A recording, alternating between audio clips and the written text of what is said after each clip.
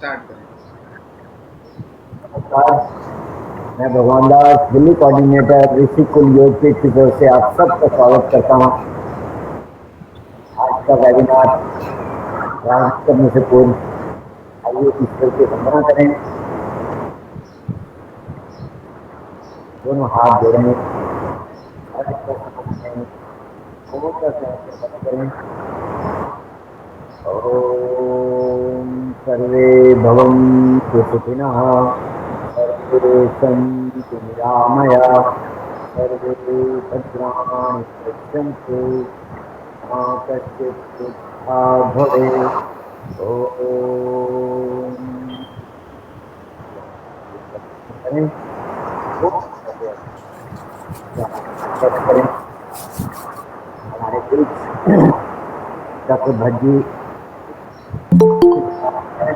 और मैं अपने अध्यक्ष डॉक्टर जीवन शुक्ला जी से अनुरोध करूंगा कि वो डॉक्टर साहब का अभिनंदन करें और वेबिनार प्रारंभ करें।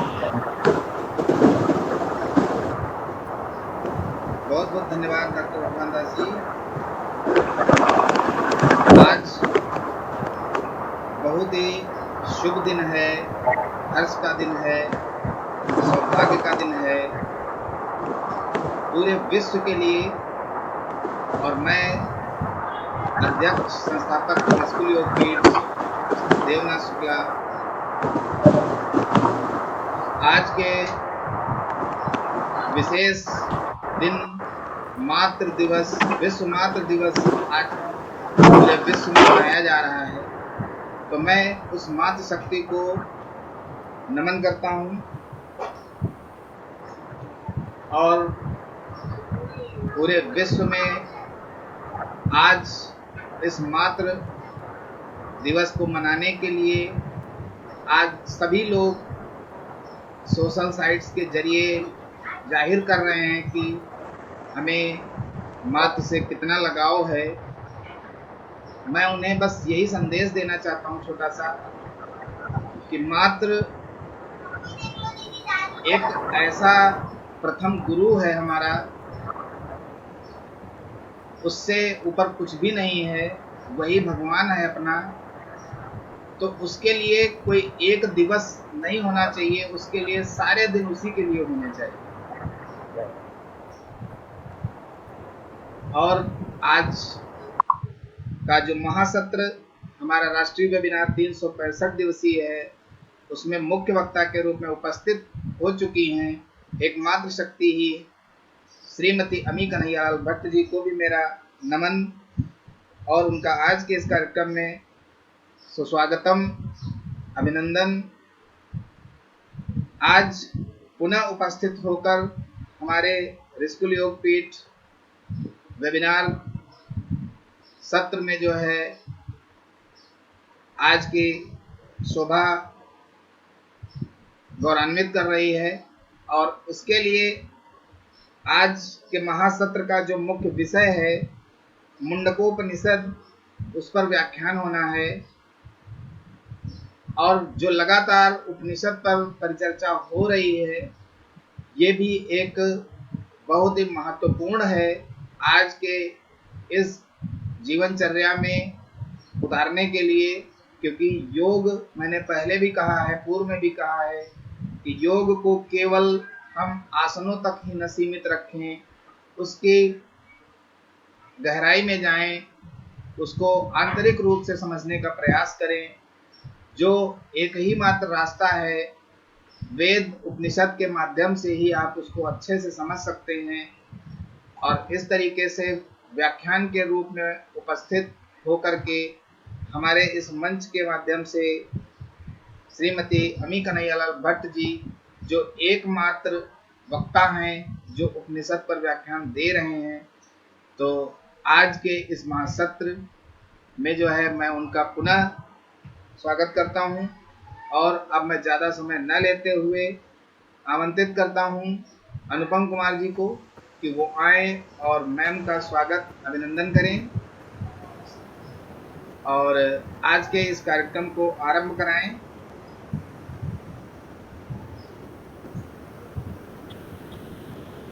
कोई बात नहीं, शायद कुछ तकनीकी व्यवधान है। तो मैं अब चलता हूँ सीधे श्रीमती अमी कन्हैयालाल भट्ट जी के पास और उन्हें आमंत्रित करता हूँ कि वो आए और आज के व्याख्यान को आरंभ करें। धन्यवाद।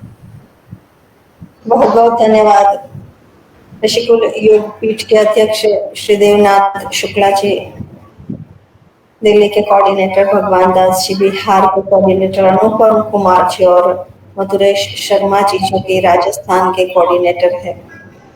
आप सभी का मैं बहुत बहुत हृदय के अतल गहराई से धन्यवाद अदा करती हूँ। आपने जो मातृशक्ति की बात की, तो मातृशक्ति के लिए कोई एक दिन हमने चुन के रखा है, लेकिन एक दिन काफी नहीं होता, क्योंकि जो कुछ भी इस संसार में है, जो कुछ भी इस संसार में उपलब्ध है, वो मातृशक्ति के कारण ही है। और आज एक अनोखा संयोग भी है कि आज माँ गंगा का अवतरण दिन है। भगीरथी माँ गंगा मैया का भी अवतरण दिन है, गंगा सप्तमी आज है। तो ये भी एक संयोग है कि जो जननी है, जो पाप को धोती है, ऐसी जो माता है गंगा मैया, उनके चरणों में भी मैं सादर वंदन करती हूँ, प्रणाम करती हूँ। और ज्यादा वक्त नहीं लेते हुए सीधा हम चलते हैं मुंडकोपनिषद की ओर। तो मुंडकोपनिषद है वो अथर्ववेद की शौनकी शाखा के अंतर्गत आता है और इस उपनिषद में कुल 3 मुंडक यानी कि अध्याय है और प्रत्येक अध्याय में 2-2 खंड है। इस उपनिषद में कुल मंत्रों की संख्या है वो 64 है और इस उपनिषद का मुख्य विषय अगर हम देखें तो वो है परा और अपरा विद्या की अवधारणा, ब्रह्म विद्या की महानता, स्वार्थ कर्मों की निंदा, तप और गुरु भक्ति, सृष्टि का मूल और ध्यान का लक्ष्य क्या है। ये कुछ मुख्य विषय इस उपनिषद में वर्णित है। इस उपनिषद में इन विषयों की चर्चा की गई है। जैसा कि मैंने शुरू में ही बताया कि ये अथर्ववेद की शौनकीय शाखा का उपनिषद है। इस उपनिषद में 3 मुंडक है, प्रत्येक मुंडक में 2-2 खंड है और कुल 64 मंत्र है। मुंडकोपनिषद को भी 10 मुख्य उपनिषद की श्रेणी में रखा गया है। इस उपनिषद में मुंडक शब्द का अर्थ, मुंडक शब्द का तात्पर्य मन का मुंडन कर अविद्या से मुक्त कराने वाला ज्ञान जो है, इससे संबंधित है। मुंडक उपनिषद में महर्षि अंगिरा ने ऋषि शौनक को परा और अपरा विद्या समझाई है। एक बात यहाँ पर और याद रखनी है सबको कि हमारे भारत देश का जो राष्ट्रीय चिन्ह है, उसमें अंकित जो एक सूत्र है सत्यमेव जयते, इसे भी मुंडक उपनिषद में से लिया गया है। और ये प्रश्न भी पूछा जाए ऐसा है कि भाई सत्यमेव जयते ये कहाँ से लिया गया है, तो मुंडक उपनिषद में ये बात आती है सत्यमेव जयते नानृतम, सत्य की ही जय होती है, असत्य की नहीं। तो मुंडक उपनिषद में ब्रह्म विद्या का वर्णन है और परा अपरा, जगत की उत्पत्ति, यज्ञ का फल क्या है, सांसारिक भोगों में लिप्त न होने और जो ब्रह्म बोध जैसे तत्वों की इस उपनिषद में चर्चा की गई है। तो प्रथम जो मुंडक है, मैंने कहा कि मुंडक यानी कि अध्याय, यहाँ पर हम अध्याय के लिए ये शब्द प्रयोग करेंगे। तो 3 मुंडक है और प्रत्येक में 2-2 खंड है। तो मुंडक उपनिषद का जो प्रथम खंड है, प्रथम मुंडक का जो प्रथम खंड है, उसमें ब्रह्म विद्या की परंपरा के बाद ऋषि संवाद के रूप में परा और अपरा विद्या का विवेचन किया गया है।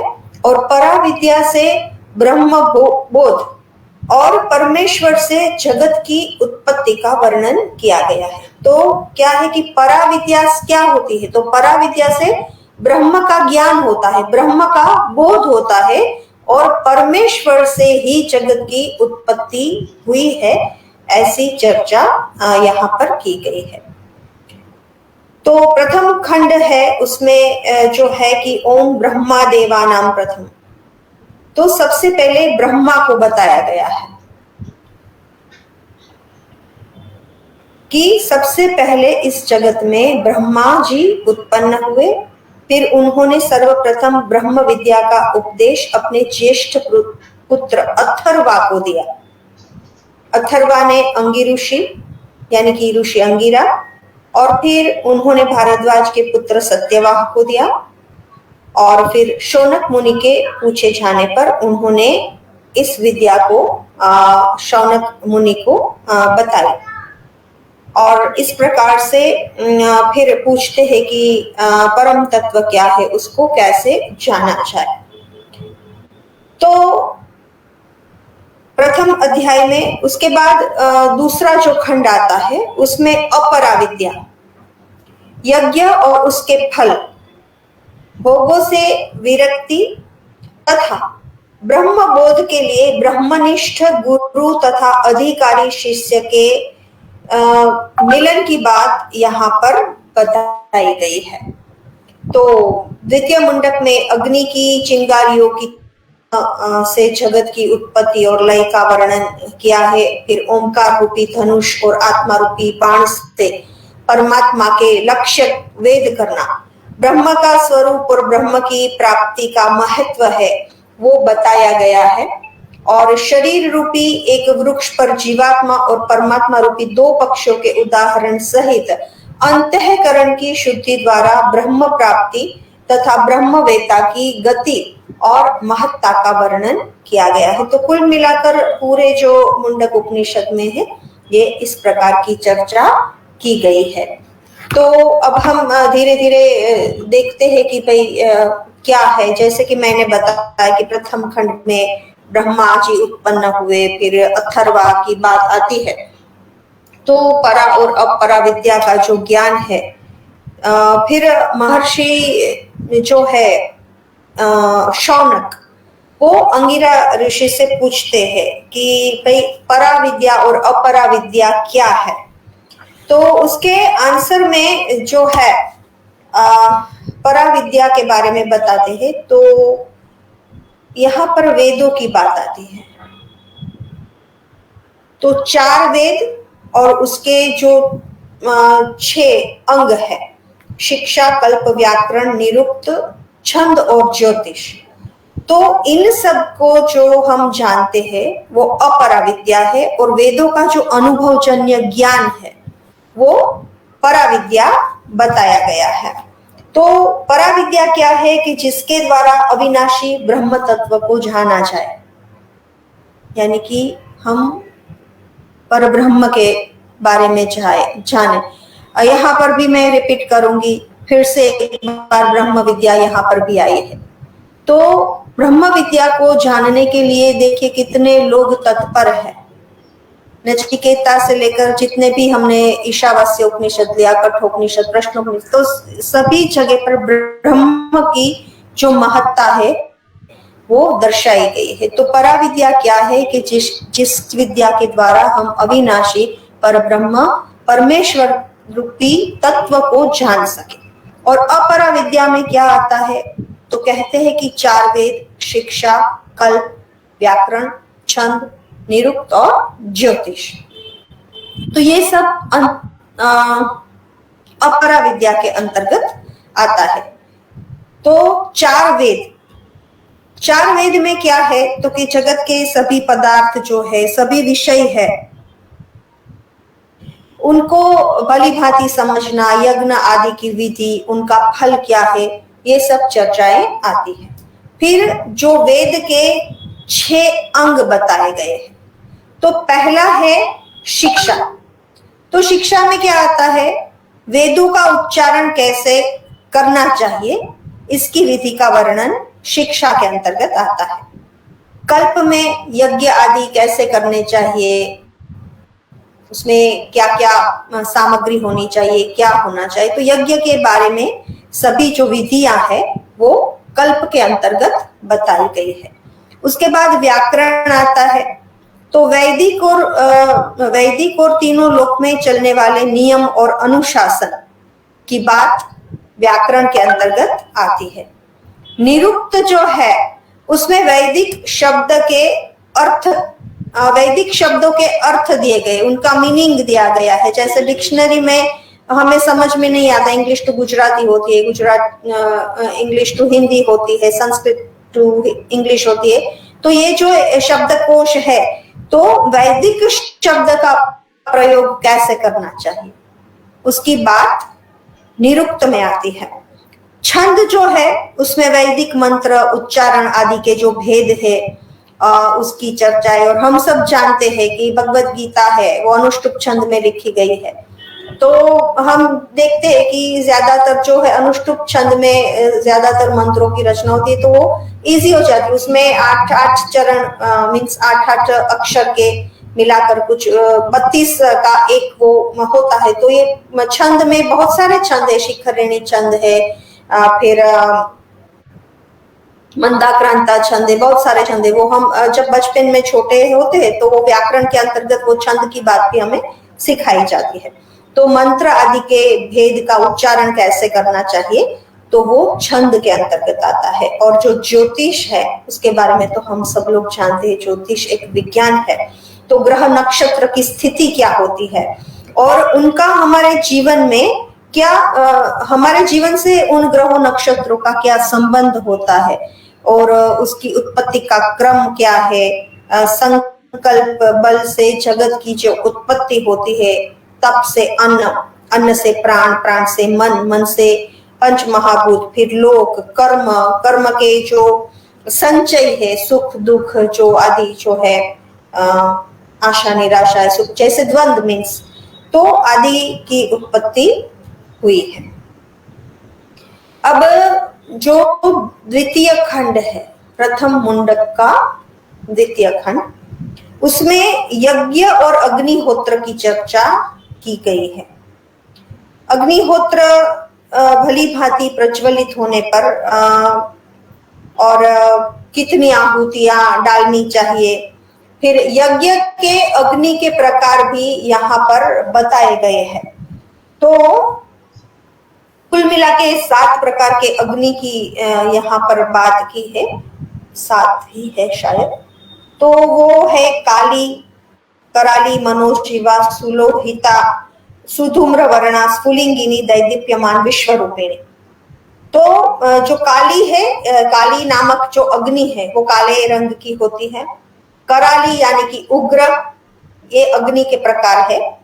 मनोजहवा, जो मन की तरह चंचल होता है, मन की तरह जो अग्नि चंचल होती है उसके लिए मनोजहवा शब्द का प्रयोग किया गया है। सुलोहिता, जो लाल रंग की अग्नि होती है वो। सुधूम्र वर्णा, धुएं के रंग वाली। स्फुलिंगिनी, कि जिस अग्नि में से चिंगारियां निकल रही हो, ऐसी अग्नि को स्फुलिंगिनी कहा जाते हैं। और दैदीप्यमान, तो हमें पता ही है कि चाचल्यमान, बहुत ही जो दिव्य होती है, विश्वरूपिणी अग्नि है। तो इस प्रकार से 7 प्रकार की अग्नि की चर्चा की है। उसके उपरांत नित्य हवन, नित्य हवन करने का क्या फल है वो भी यहाँ पर बताया गया है कि जो लोग विधि विधान पूर्वक हर रोज जो यज्ञ करते हैं, और हम जानते हैं कि जो लोग हर रोज, जो ऋषि मुनियों थे पहले, वो हर रोज हवन किया करते थे, नित्य हवन। और आजकल भी हम देख रहे हैं कि एक नया शुरू हुआ है। बहुत अच्छी वो बात मुझे लगती है कि बहुत सारे लोग अभी ये यज्ञ की महिमा समझने लगे हैं और मैंने देखा है कि कई सारे घरों में वो छोटा सा हवन कुंड लाकर वो लोग नित्य हवन करते हैं हर रोज, छोटा ही सही लेकिन करते हैं। तो ये बहुत अच्छी बात है। तो वो करने से नित्य हवन करने से क्या होता है? तो कहते हैं कि स्वर्ग के सुखों की प्राप्ति का ये रामबाण इलाज है कि अगर आपको स्वर्ग के सुखों की प्राप्ति चाहिए, स्वर्ग जैसे सुख अगर आप भोगना चाहते हैं तो आपको नित्य हवन करना चाहिए, श्रद्धा पूर्वक आपको आहुतियां देनी चाहिए। लेकिन यहाँ पर एक बात स्पष्ट की है कि जो सकाम कर्मों से ही लिप्त होकर कर्म कांड करते हैं वो मूर्खों की भांति अनेक कष्ट को सहन करते हैं। तो यहाँ पर निष्काम कर्म की बात आती है।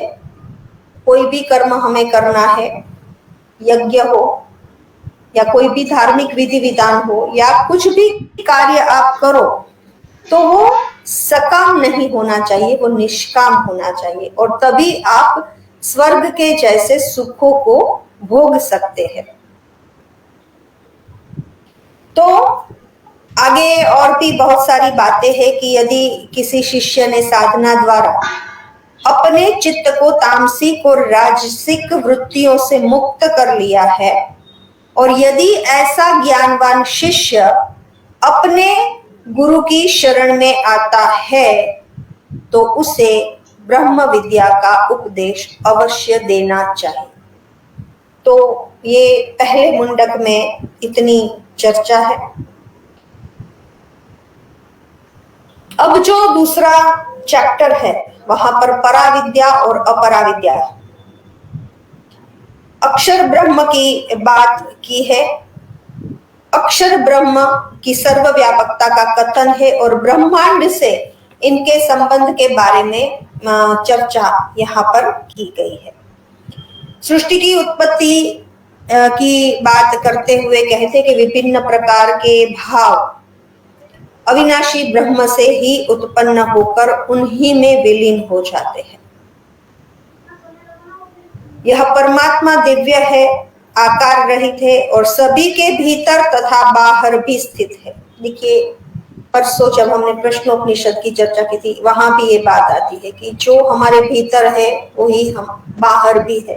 16 कला वाला पुरुष की जब बात हुई थी, यथा पिंड तथा ब्रह्मांड, जो हमारे अंदर है वो बाहर भी है और इन्हीं से प्राण, मन, इंद्रियां, वायु, अग्नि, जल और पृथ्वी उत्पन्न होते हैं।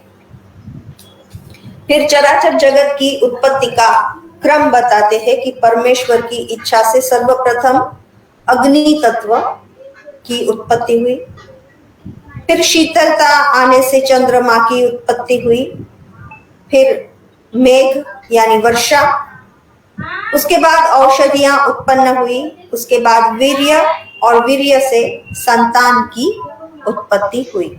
तो चराचर जगत की उत्पत्ति का जो क्रम है वो है अग्नि, चंद्रमा, मेघ, औषधियां, वीर्य और संतान।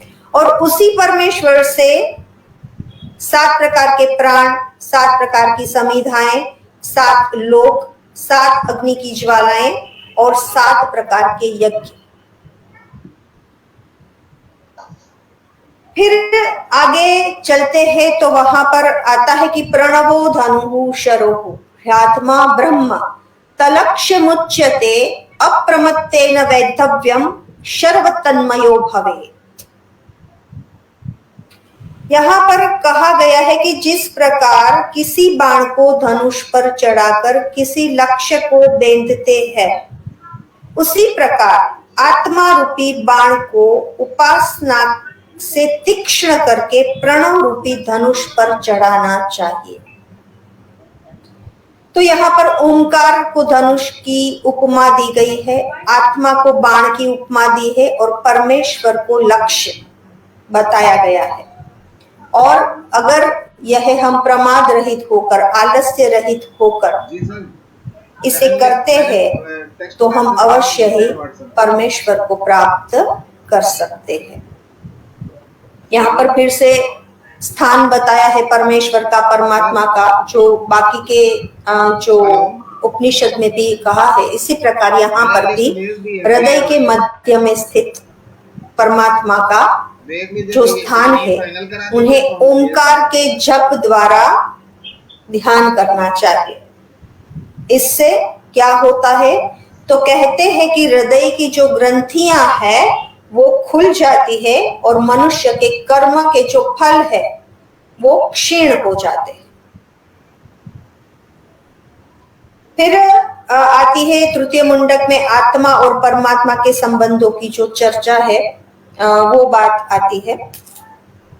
जीवात्मा और परमात्मा को दो पक्षियों की तरह एक ही वृक्ष यानी कि एक ही शरीर में आश्रय लेकर रहते हैं, ऐसी कल्पना की गई है। उसमें से एक पक्षी यानी कि जो जीवात्मा है वो वृक्ष के सुख दुख रूपी सभी फल, कर्म फल का जो है वो स्वाद लेता रहता है, जबकि दूसरा जो पक्षी है वो साक्षी भाव से उसे देखता रहता है। तो जीवात्मा शरीर की गहरी आसक्ति में डूबा हुआ है, लेकिन जब वह परमात्मा की महिमा को जान लेता है, परमात्मा की जो महत्ता है उसको जान लेता है, तब वह शोक रहित हो जाता है। उसके बाद परमात्मा की प्राप्ति के साधन बताए हैं कि परमात्मा जो है वो निश्चित ही सत्य भाषण, तप और ब्रह्मचर्य युक्त यथार्थ ज्ञान से ही प्राप्त होते हैं। सत्य की महिमा, परमात्मा सत्य स्वरूप है, उसकी प्राप्ति सत्य के साधन से ही हो सकती है। अतः कहते हैं, वो पहले मैंने बताया था, वो राज चिन्ह वाली बात, सत्यमेव जयते नानृतम सत्येन पंथाः वित्ततो देवयानः, यानी कि सत्य की विजय होती है, असत्य की नहीं। तो यहाँ पर सत्य की महिमा बताई गई है। उसके बाद परमात्मा न तो प्रवचन से, ना ही बुद्धि से, ना ही बहुत पढ़ने से, ना ही बहुत सुनने से मिलते हैं, लेकिन वह उन्हीं को मिलते हैं जो परमात्मा को निष्काम भाव से भजते हैं। परमात्मा प्रमाद रहित होकर उत्कट अभिलाषा के साथ निरंतर उपासना से ही प्राप्त होते हैं, और ऐसे जो साधक है उसमें वो स्वयं ही प्रकट हो जाते हैं। जिस तरह बहती हुई नदियां, ये उदाहरण हमने कल परसों भी देखा था प्रश्नोपनिषद में, तो जिस तरह बहती हुई नदियां है वो अपना अपना रूप छोड़कर जैसे सागर में विलीन हो जाती है, उसी तरह जो भक्त है, जो वाकई परमात्मा को, परब्रह्म को जानना चाहता है, वो अपना अपना स्वरूप भूलकर उस मूल सच्चिदानंद स्वरूप में विलीन हो जाता है और फिर स्वयं परमात्मा स्वरूप बन जाता है। तो ये जो स्वरूप है वो क्या है? तो ये जो स्वरूप है वो सच्चिदानंद स्वरूप है, आनंद स्वरूप जो है, सहजानंद स्वरूप है। ये स्वरूप की बात यहाँ पर की गई है। अब फिर से एक बार फटाफट से पूरा जो है मुंडक उपनिषद को देख लेते हैं कि मुंडक यानी कि मस्तिष्क का मुंडन करने वाला, यानी कि मन में जो अज्ञान है, अविद्या है, उसको दूर करना, यानी कि मुंडक। तो उसी को ही मुंडक कहा जाता है। इसमें ब्रह्म विद्या की चर्चा है, परा और अपरा विद्या की चर्चा है, जगत की उत्पत्ति की चर्चा है, यज्ञ, यज्ञ के फल, संसार की अलिप्तता, ब्रह्म का बोध, सभी देवता जो है वो ब्रह्मा से उत्पन्न हुए हैं, अथर्वा है वो ब्रह्मा जी का ज्येष्ठ पुत्र है, जिनको सबसे पहले ब्रह्म का उपदेश दिया गया। उसके बाद वह उपदेश अंगिरा ऋषि, अंगिरा से सत्यवाह जो कि भारद्वाज के पुत्र थे, उसके बाद शौनक मुनि से परा और अपरा विद्या की चर्चा है। अपरा विद्या में आते हैं 4 वेद, शिक्षा, कल्प, व्याकरण, छंद, निरुक्त और ज्योतिष। 4 वेद और उसके 6 अंग। तो लोक परलोक संबंधी जो जानकारी हम सांसारिक भौतिक जो कुछ भी जानकारी हम चाहते हैं लेते हैं वो अपरा विद्या है। और शिक्षा है वो वेदों का उच्चारण है, कल्प है उसमें यज्ञ की विधि है, व्याकरण है उसमें शब्द वर्णमाला के बारे में बताया गया है, निरुक्त है वैदिक शब्द का अर्थकोश है, छंद है वो वैदिक मंत्र का जो उच्चारण है उसकी विद्या है, उसका वर्णन छंद में आता है, ज्योतिष में ग्रह नक्षत्र और उनका हमारे जीवन में क्या संबंध है। तो ये जो 4 वेद है और उनके जो 6 अंग है वो अपरा विद्या है। और परा विद्या क्या है? तो 4 वेदों का जो अनुभवजन्य ज्ञान है, जो ऋतुम्भरा प्रज्ञा, जो विवेक ज्ञान है, वही परा विद्या कहा गया है। उसके बाद यज्ञ की चर्चा है, अग्नि के प्रकार है, 7 प्रकार की अग्नि की बात यहाँ पर की है, काली, कराली, मनोजेवा, सुलोहिता, सुतुम्र वर्णा, स्फुलिंगिनी और दैदिप्यमान। दैवी हवन से, नित्य हवन से स्वर्ग के सुखों की प्राप्ति होती है, आनंद की प्राप्ति है और वो सकाम नहीं लेकिन निष्काम कर्मकांड होना चाहिए। उसके बाद पराविद्या की बात आती है, अक्षर ब्रह्म की बात आती है। सृष्टि की उत्पत्ति ब्रह्मा से हुई और उन्हीं से उत्पन्न होकर उन्हीं में हो जाते हैं। क्रम जो है वो परमेश्वर की इच्छा से सबसे पहले अग्नि तत्व में यज्ञ, अग्नि, समिधा रूपी जो बात है वो सब आती है। उसके बाद चंद्रमा, उसके बाद मेघ, उसके बाद औषधियां, उसके बाद वीर्य और फिर संतान। उसके बाद 7 प्राण, 7 अग्नि की ज्वालाएं, 7 समिधाएं और 7 लोक की चर्चा वहां पर आती है। उसके बाद ओंकार रूप धनुष्य और ओंकार की जो मैंने आपको संकल्पना बताई थी, तो जो ओंकार है वो धनुष्य है, आत्मा है वो बाण है और परब्रह्म परमेश्वर है वो लक्ष्य है। और उसके बाद लास्ट में आत्मा और परमात्मा संबंधी चर्चा, परमात्मा की प्राप्ति का साधन, सत्य की महिमा, सत्यमेव जयते नानृतम, तपस्या का फल और ब्रह्मचर्य का पाल। तो इन सब चर्चाओं के साथ ही मुंडक उपनिषद की चर्चा यहाँ पर समाप्त होती है। यहाँ पर फिर से एक बार बता दूं कि मुंडक उपनिषद जो है वो अथर्ववेद की शौनक शाखा के अंतर्गत आता है। इस उपनिषद में जो है वो 64 मंत्र है कुल मिलाकर। 3 मुंडक है और प्रत्येक मुंडक में 2-2। तो यहाँ पर मुंडक उपनिषद की चर्चा को हम विराम देंगे। नमस्कार, हरिओम।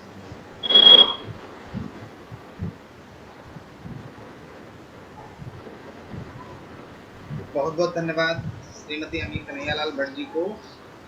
आज मातृ दिवस के उपलक्ष्य में बहुत ही अच्छा व्याख्यान, जो कि कहीं न कहीं अध्यात्म की एक गहराई में जा कर के जो है योग की भावना जागृत करना, ये बहुत जो है आवश्यक है। आज जो इस तरीके से इतना माहौल, वातावरण, दूषित वातावरण जो चल रहा है दिमाग का, विचारों का, उसके लिए अति आवश्यक है सभी के लिए। और मुझे पूरी आशा भी है कि इसका अनुसरण जो लोग भी कर रहे होंगे या जो लोग बाद में भी करेंगे, उन्हें इस तरीके से इसका लाभ मिलेगा और वो योग को डीप में अपनाएंगे और उसका पूरा ज्ञानार्जन अपने जीवन में उतारने का प्रयास भी करेंगे।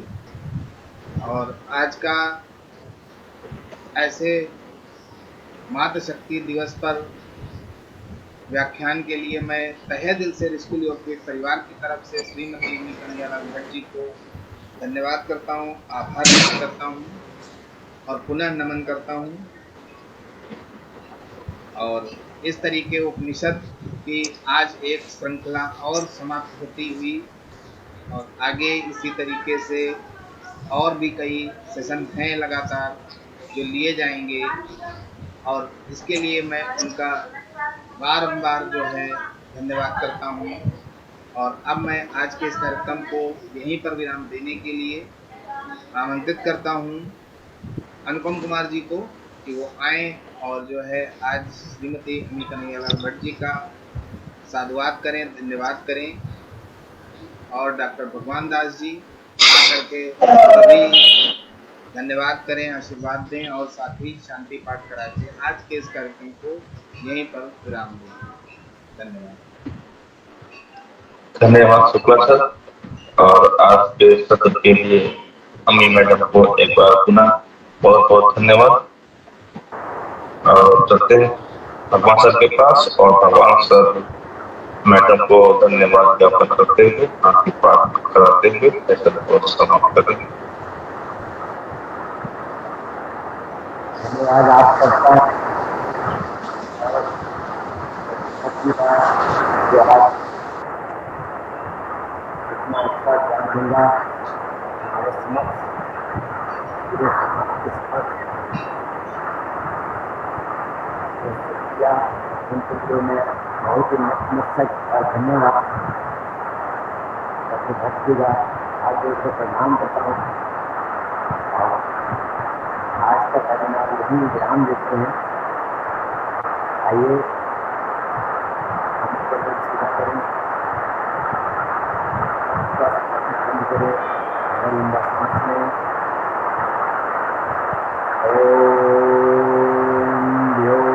शांति अंतरिक्षं शांति पृथ्वी शांतिरापः शांतिरोषधयः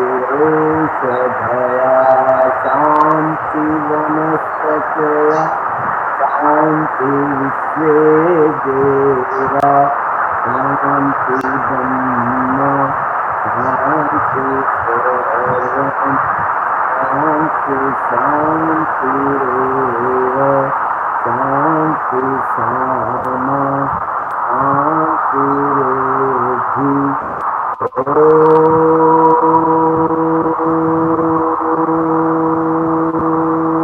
शांति शांति शांति करें तो सारे पुस्तक करें। आज का वेबिनार नहीं गिराते हैं, कल 7:30 बजे फिर उपस्थित होंगे। तब तक के लिए आ जाते हैं। धन्यवाद।